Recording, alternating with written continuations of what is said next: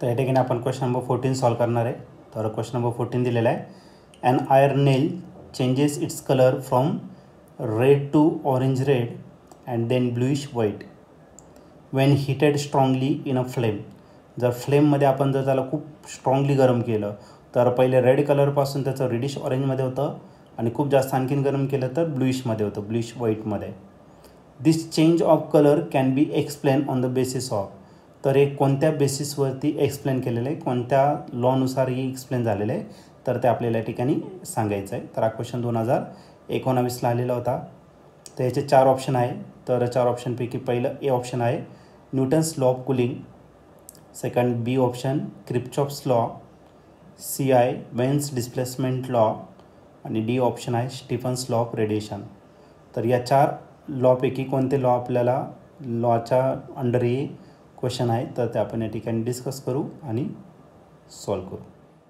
तर या क्वेश्चनमध्ये आपल्याला एक आयर्न नेल दिलेलं आहे आणि त्याचा कलर चेंज होतो. पहिले रेडपासून ऑरेंज रेड आणि नंतर देन ब्लूइश व्हाईट. ओके, पहिले रेडपासून ऑरेंज रेडमध्ये कन्वर्जन होणार, नंतर ब्लूइश व्हाईटमध्ये होणार आणि जर खूप स्ट्रॉंगली हिटेड केलं तर होणार आहे. ओके, ये कलर जे चेंज होत आहे हे कोणत्या सायंटिस्टने या ठिकाणी एक्सप्लेन केलेलं आहे तर ते आपल्या ठिकाणी फाइंड करायचं. ठीक आहे, तर या ठिकाणी जर वेन्स डिस्प्लेसमेंट लॉ जर घेतला तर वेन्स डिस्प्लेसमेंट लॉ सांगतो लॅम्बडा मॅक्स जो आहे तो इन्व्हर्सली प्रपोर्शन असतो absolute temperature. What is lambda max? Lambda max is the corresponding wavelength for which emissive power is maximum. Okay, आणि या ठिकाणी आपण एक कॉन्स्टंट घेतो. तो कॉन्स्टंट जो असेल तो काय असेल तर बी असेल आणि या बीला म्हटलं जातं Wien's displacement constant, where b is Wien's displacement constant.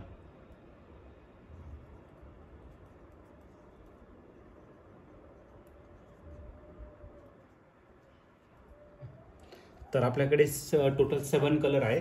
तर ते 7 जे कलर आहेत ते आहे तुमचे विबग्वायर.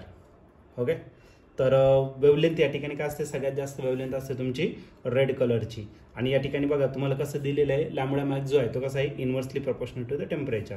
म्हणजे जसं जसं टेम्परेचर वाढत जाणार तसं तसं वेवलेंथ काय होणार आहे, कमी कमी होत जाणार. मग सुरुवातीला टेम्परेचर कमी होतं म्हणून तो कोणत्या कलरचा होता तर तो होता रेड कलरचा. आणि जर टेम्परेचर वाढलं तर तो कशामध्ये होणार तर रेडिश ऑरेंजमध्ये कन्वर्जन होणार त्याचं. आणि नंतर जर खूप स्ट्रॉंगली जर त्याला हीट केलं तर तो ब्ल्यूइशमध्ये या ठिकाणी काय होणार तर कन्वर्जन होणार. म्हणजे जसं जसं टेम्परेचर वाढतं आहे, temperature increases. Okay, then wavelength या केसमध्ये काय होते तर डिक्रीज होते. ठीक आहे, वेवलेंथ त्या ठिकाणी काय राहिली डिक्रीज. आणि हे जे रिलेशन आहे हे कोणी सांगितलं तर वेन्स नावाच्या सायंटिस्टने या ठिकाणी एक्सप्लेन केलेलं आहे. म्हणजे हिचं फिनॉमिनॉन आहे हा एक्सप्लेन केलेला आहे वेन्स डिस्प्लेसमेंट लॉमध्ये. जर तुम्ही या ठिकाणी ऑप्शन जर चेक केलं तर ऑप्शन नंबर सी जो आहे तो या ठिकाणी करेक्टली मॅच होतोय. मग या क्वेश्चनचं जे आन्सर असणार आहे ते option C means Wien's displacement law.